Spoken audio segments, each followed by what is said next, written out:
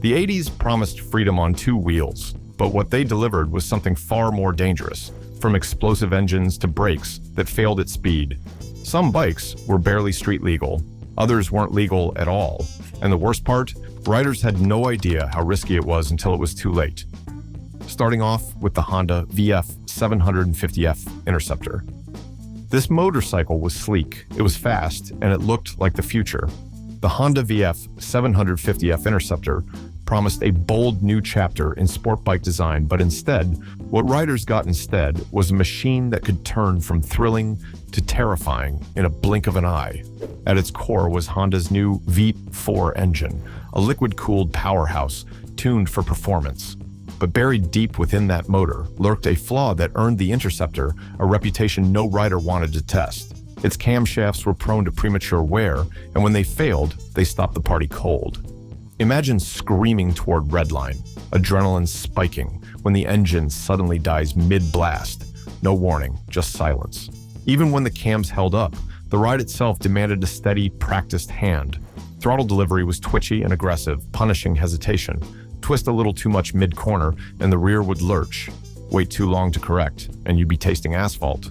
The VF 750F wasn't just fast, it was unpredictable. Its torque came in hard at 46 pound-feet, and the 86 horsepower output was no joke for its time. Then there was the braking. Honda's anti-dive fork system may have looked futuristic, but at high speed, the front started to feel light and unsettled, just when you needed precision most. It's one thing to ride a temperamental machine, and it's another to ride one that transforms mid-throttle. And that's exactly what made the next entry so dangerous. Number 2, Yamaha RZ500.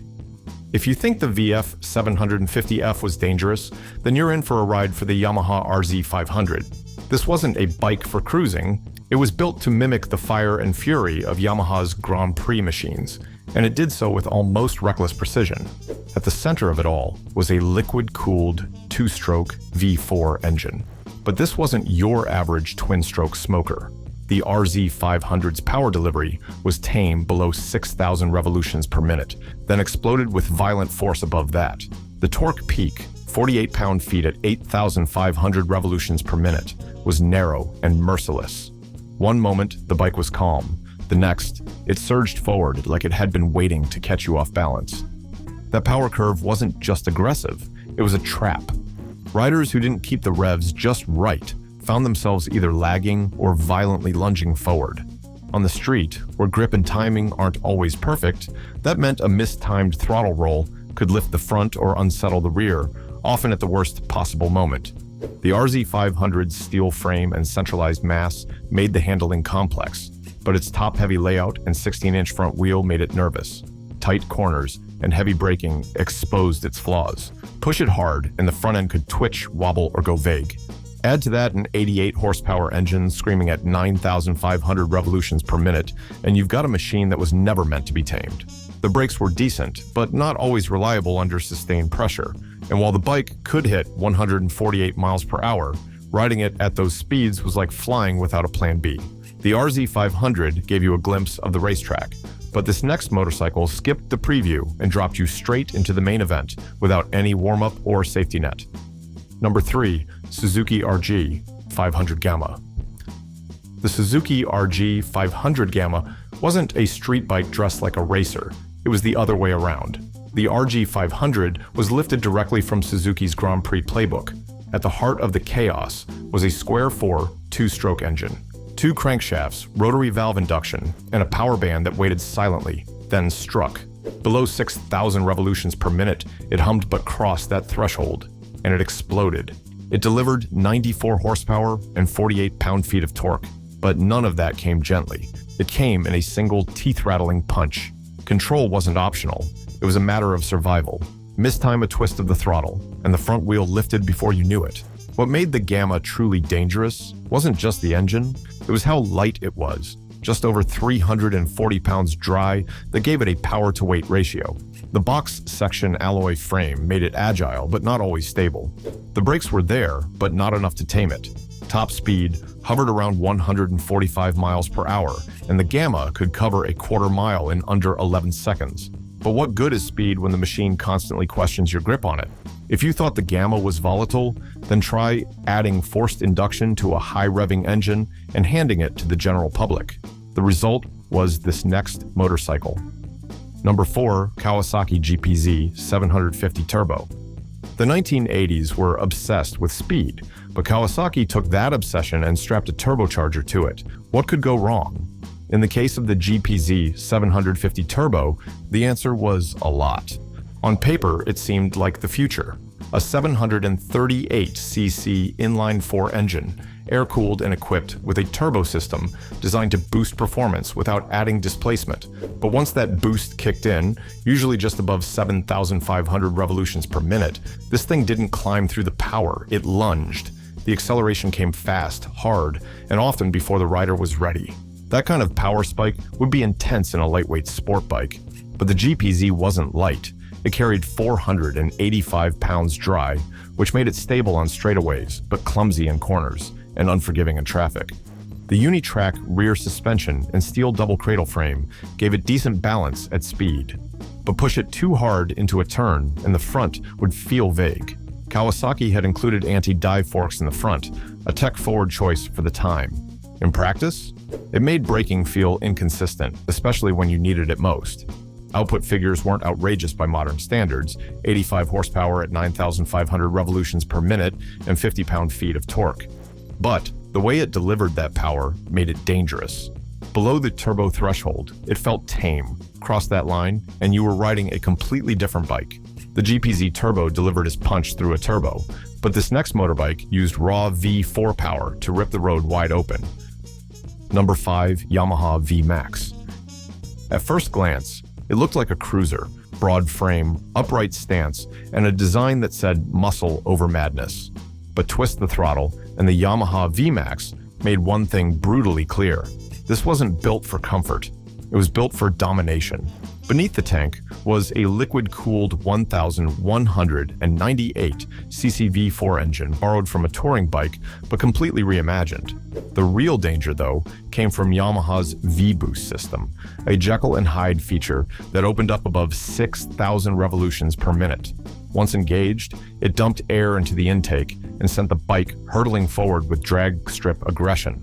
Power peaked at 145 horsepower, a staggering number for the mid-80s. But the real punch came in the form of 83 lb-ft of torque, slamming into the rider without warning. For those used to nimble sport bikes or stable cruisers, the V-Max felt completely alien. And that was the problem. It looked manageable, but it wasn't. The chassis was borrowed from Yamaha's Venture touring platform, and while it could support the weight, it couldn't tame the violence. Under heavy throttle, the frame flexed. The front went light. Cornering was more of a warning label than an invitation. The long wheelbase, limited lean angle, and upright ergonomics turned tight turns into stressful calculations. The brakes, adequate in theory, faded quickly when asked to haul down this beast from triple-digit speeds. Add in minimal wind protection, and you had a machine that didn't just push you, it blew right past your comfort zone. One machine bullied the road with raw torque. The next, it carved into it like a scalpel. Number 6, the Suzuki GSX-R 750. By the mid-80s, most motorcycles still tried to strike a balance between speed and street comfort. Then Suzuki tore that page in half. The GSX-R 750 didn't want to meet riders halfway. It was a track weapon that accidentally landed in dealerships. The engine was a 747cc inline-4, air and oil cooled, with a narrow focus, lightweight aggression. It made 106 horsepower at 10,500 revolutions per minute with 47 lb-ft of torque, arriving high in the rev range. It wasn't about relaxed mid-range cruising, it was about staying in the zone, eyes locked, throttle pinned. But what really made the GSX-R 750 dangerous wasn't just the engine, it was the weight. At 388 pounds dry, it had a power-to-weight ratio that demanded precision. Every corner became an equation. Every throttle input had consequences. It flicked into turns like a race bike because that's what it was, and that's exactly why it punished anyone who wasn't fully committed. The frame was aluminum, a twin spar design unheard of in production bikes at the time. That gave the GSX-R incredible responsiveness, but there was a dark side. It was so sharp, so direct, that mid-corner corrections could send the bike offline. Suspension was firm, tuned for smooth racetracks. Take it onto city streets, and every pothole became a personal attack. The braking system, twin discs up front, single in the rear, was solid, but prone to fade under repeated heavy use. And with a machine this fast, that wasn't just a flaw, it was a hazard. The GSX-R 750 sliced through corners, but the Z1300 couldn't be more different. It didn't cut, it crushed. Number 7, Kawasaki Z1300. This bike wasn't made to be fast in corners or light on its feet. The Kawasaki Z1300 was built to show off. It was big, it was loud, and it was heavy, nearly 730 pounds fully loaded. That alone made it dangerous before you even touched the throttle. The engine was massive too, a 6-cylinder, 1,286cc setup that made 120 horsepower and 85 lb-ft of torque. It pulled hard in a straight line, and it felt smooth doing it. But smooth didn't mean safe. The moment you needed to stop quickly or take a tight turn, the Z1300 became a problem. At low speeds, it was hard work. In traffic or tight spaces, it felt more like wrestling a machine than riding one. Cornering was slow and awkward, and if you hit a bump or had to react quickly, the weight worked against you. The suspension was soft and built more for cruising than hard riding. If you pushed it, especially on uneven roads, it bounced, shifted, and reminded you just how far over the limit you were. The top speed was around 136 miles per hour, but the real risk wasn't going fast. It was the feeling that nothing could go wrong until it did. The Z1300 gave you a false sense of control, and when that faded, it faded fast. Some bikes are dangerous because they're fast. Others are dangerous because they're heavy. But the next machine? It was dangerous because it combined raw power with a frame that just couldn't handle it. Number 8. Suzuki GSX 1100 SK Katana.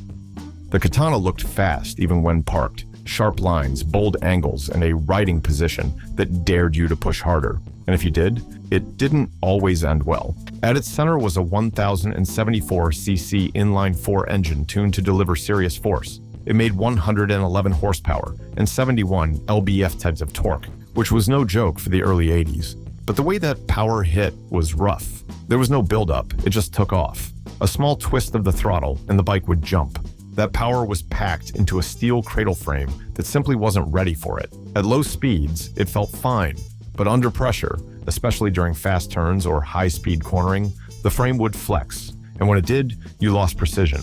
The bike wouldn't stay where you pointed it. The front forks had an anti-dive system that sounded advanced, but it made hard braking feel strange. The rear shocks weren't much better.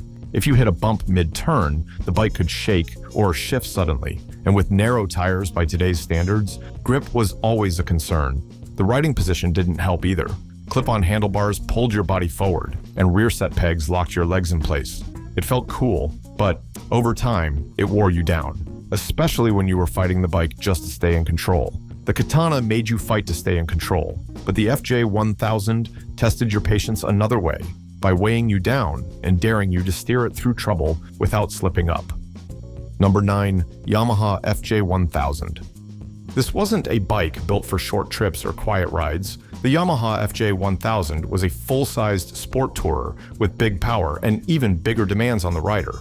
It came with a 1097cc air-cooled inline-4 engine that produced 125 horsepower and 76 lb-ft of torque. That gave it strong acceleration and a top speed over 150 miles per hour. On a straight road, it flew. But the moment you tried to push it through a fast corner, things changed. At over 570 pounds, the FJ1000 wasn't easy to throw around. It had a long, heavy frame that liked smooth inputs and wide lines. But if you entered a corner too late or tried to adjust mid-turn, the weight pushed wide. It understeered hard, and recovering wasn't always easy. The suspension was good for the time, 39mm front forks with anti-dive and a rear monoshock. But they were tuned for long-distance comfort, not aggressive cornering. Hit a sharp curve too fast, and the front end could feel vague. The rear might shift under pressure. That's not what you want when your speedometer's still climbing. Braking was handled by dual 11-inch front discs and a single rear disc. Solid, but fade could set in after repeated hard use, especially on mountain roads or long downhill runs. And with this much weight and speed, you didn't want your brakes backing down before you did. The FJ1000 made you wrestle with its weight, but this next motorcycle made you forget it was even there until it was too late. Number 10. Kawasaki GPZ 900R Ninja. The Ninja GPZ 900R didn't just break records, it shattered expectations. It was the first production bike to break 150 miles per hour, and it made that speed feel so smooth, so easy, that riders forgot just how dangerous it really was. It used a 908cc liquid-cooled inline-4 that delivered 115 horsepower and 63 lb-ft of torque. But more than that, it introduced a new kind of speed, one that didn't shake, rattle, or scream. It felt calm, stable, and almost too comfortable at triple digits. That's what made it risky. The GPZ 900R didn't fight you like older sport bikes. It didn't flex or wobble, but all that ease came at a cost. It was easy to push too far without realizing it. One late brake, one mistimed lean, and the bike would show its limits the hard way. The steel frame used the engine as a stressed member, strong but not especially light. And at over 500 pounds dry, it could feel top-heavy at slow speeds or in quick transitions. The 39mm air-assisted forks and Unitrack rear shock helped with high-speed stability, but on bumpy pavement or sudden corrections, things could get sketchy. The brakes, twin 11-inch discs in front, single in the back, were solid but not immune to fade. And when you're flying toward a bend at 140 miles per hour, brake fade isn't a footnote, it's a threat. The Ninja was smooth, fast, and almost too easy to trust until it didn't. The CX500 Turbo was the opposite, unpredictable, heavy, and never quiet about what it could do when the turbo kicked in. Number 11. Honda CX500 Turbo. The Honda CX500 Turbo looked high-tech and futuristic, but underneath the plastic bodywork was a machine that could surprise even experienced riders. It used a 497cc V-twin engine, but the twist was the turbocharger. That meant the power didn't build slowly. Below 4,000 revolutions per minute, it felt calm. But once the turbo kicked in, the bike launched forward without warning. At 82 horsepower and 59 lb-ft of torque, it wasn't the most powerful bike on the road, but the way it delivered that power was the real issue. If you weren't careful with your throttle hand, the sudden rush could take control out of your hands in a second. It was also a heavy machine. At 571 pounds wet, it was tough to handle at slow speeds. In tight traffic or during sharp turns, that weight worked against you. It took strength, focus, and a good bit of planning just to maneuver through a city street. The brakes were decent, and the suspension was advanced for its time, but once the turbo started spooling and the weight started shifting, you had to stay locked in. One bad decision, one sloppy turn, and the bike could easily get away from you. You'd think Honda would fix those problems in the next version. They didn't. In fact, they doubled down. Bigger engine, more power, and just as many risks. Number 12. Honda CX 650 Turbo. The Honda CX 650 Turbo was supposed to be the smarter, smoother version of the 500, but in many ways, it just made the danger bigger. It used a 674cc V-twin engine. Same layout, more muscle. Power jumped to 97 horsepower with a similar sharp torque curve. But the turbo lag? Still there. The bike felt soft and slow until suddenly it didn't. And when that boost arrived, it didn't care if you were ready. That quick jump in speed was part of the thrill, sure, but it was also what made the CX 650 so risky. If you were in a corner or weaving through traffic when the turbo hit, the bike could jolt forward and throw everything off. At 608 pounds wet, it was even heavier than the CX500. That made low-speed riding harder and longer rides more exhausting. Tight city turns or parking lot maneuvers felt more like dragging a piece of furniture than riding a motorcycle. And just like the earlier model, the suspension and brakes were solid on paper.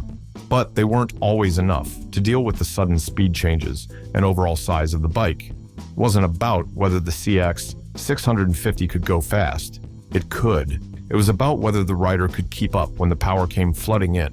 The CX 650 tried to control you with technology. This next motorcycle could leave you stranded before you even left the parking lot. Number 13. Yamaha Virago 14th 750. Not all danger comes from speed or power. Sometimes it comes from something as simple as trying to start your bike and realizing it won't. That's what made the early Yamaha Virago 750 such a frustrating and risky machine. At a glance, it looked like a laid-back cruiser, but under the surface was a serious flaw. The starter system on the 1981 to 1983 models was a mechanical nightmare. Riders would turn the key, hit the button, and hear a loud grinding sound, or nothing at all. The starter would jam, slip, or just stop working. This wasn't a rare issue. It was a design flaw. Yamaha built a starter mechanism that couldn't handle the engine's resistance. Over time, it wore down fast, and when it failed, it didn't give you much warning. Riders got stranded in parking lots, at gas stations, or stuck in awkward places they couldn't easily push out of. On the road, the Virago handled like a decent mid-weight cruiser. But the risk wasn't in the ride. It was in the question you had to ask every time you shut it off. Will it start again? Even experienced riders were caught off guard. Some carried tools just to fix the starter gear on the go. The Yamaha Virago 750 wasn't dangerous because it was fast. It was dangerous because it could leave you helpless at the worst possible time. Some bikes explode with power, others collapse when you need them most. But the next one? It was light, twitchy, and fast. Too fast for most people to handle. Number 14, Suzuki RG 250 Gamma. The Suzuki RG 250 Gamma looked like a small bike, but it didn't behave like one. It was built to race, and on public roads, that was a problem. Powered by a high-revving two-stroke 247cc engine, the RG 250 wasn't just quick. It was sharp, snappy, and unpredictable. The engine's power didn't build gradually. It came in hard all at once. One second it was quiet. The next, it was lunging forward with surprising force. That kind of throttle response might be fine on a closed track, but in traffic or on rough streets, it could catch riders off guard. The frame was lightweight and stiff, which made it agile, but also made it feel twitchy, even though it only made around 45 horsepower. The RG 250's small size and razor-edge handling meant that every mistake had consequences. For beginners or casual riders, it was easy to oversteer, underbrake, or panic when the engine suddenly surged. And because it looked small, many people assumed it would be beginner-friendly. But this bike had more in common with a GP racer than a city commuter. The RG 250 Gamma may have been light, but the danger it carried was heavy. Some machines feel too big, others too wild. But the last bike in this lineup, it came from the world of Grand Prix racing and brought its bad habits with it. Number 15, Honda NS 400R. This wasn't just inspired by a race bike. The Honda NS 400R was almost too close to one. Based on the machine, ridden by champion Freddie Spencer, it took the raw DNA of a GP bike and delivered it straight to the street, with all the risks that came with it. The NS 400R had a 387cc, liquid-cooled, two-stroke V3 engine, and it didn't behave like most middleweight bikes. Its power came in suddenly, high in the rev range, with very little warning. That made it exciting, but also hard to predict. Unlike smoother four-stroke cruisers, this bike needed to be kept on the boil. Drop the revs too low and it felt sluggish, but push too hard and it reacted like a race bike, fast, sharp, and unforgiving. At low speeds, it was twitchy. In corners, it could feel unstable if you weren't fully committed. It was lightweight, yes, but that only added to the nervous energy. The chassis was tight, the brakes were strong, and the handling was quick. The NS 400R wasn't common, and it wasn't cheap, but for riders chasing the thrill of a true two-stroke screamer, it was a dream, and a warning. If you treated it like an everyday bike, it would bite back fast. Some of these bikes weren't just dangerous, they were unforgettable. Which one would you ride, and which one would you run from? Let us know in the comments, like this video, and subscribe for more machines that were built to be feared.